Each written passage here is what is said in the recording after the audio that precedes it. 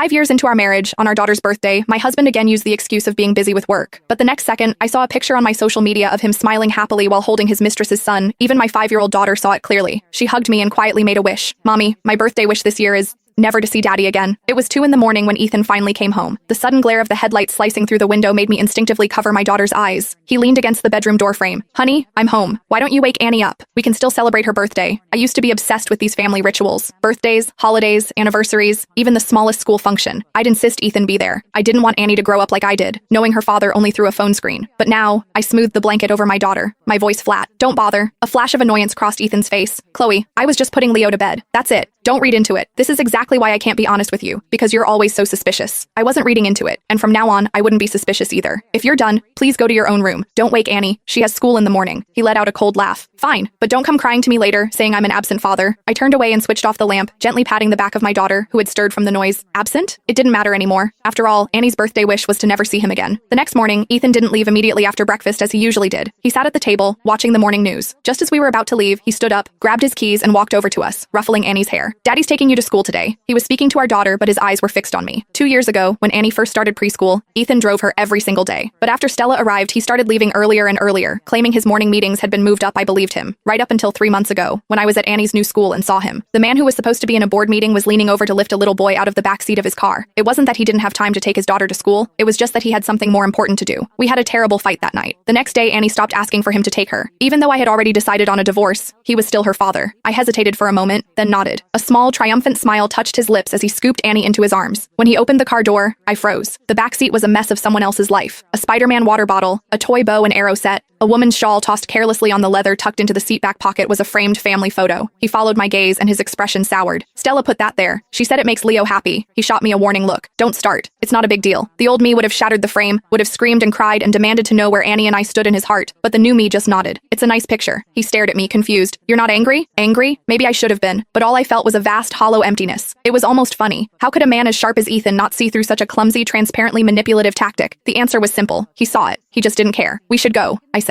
Annie's going to be late. His lips tightened, but he said nothing, just opened the driver's side door. As I was about to lift Annie into her car seat, his phone rang. The ringtone was a cheesy children's song. My dad is the best dad in the world. A little boy's frantic sobs filled the air. Daddy, Daddy, where did you go? Don't you want me and Mommy anymore? Ethan hung up and without a single glance in our direction, slid into the driver's seat. Leo's asking for me. I'll have the driver take you today. The black Maybach sped away, leaving us in a cloud of exhaust. I knelt down, worried about Annie. Daddy had an emergency, sweetheart. Next time he's free, we'll all go together, okay? Annie looked at me, her expression startlingly mature for a 5-year-old. Daddy's never free, Mommy. All his time is for Leo and his mommy. That evening, Ethan called. Chloe, I'm going to be late tonight. Leo's sick. Okay.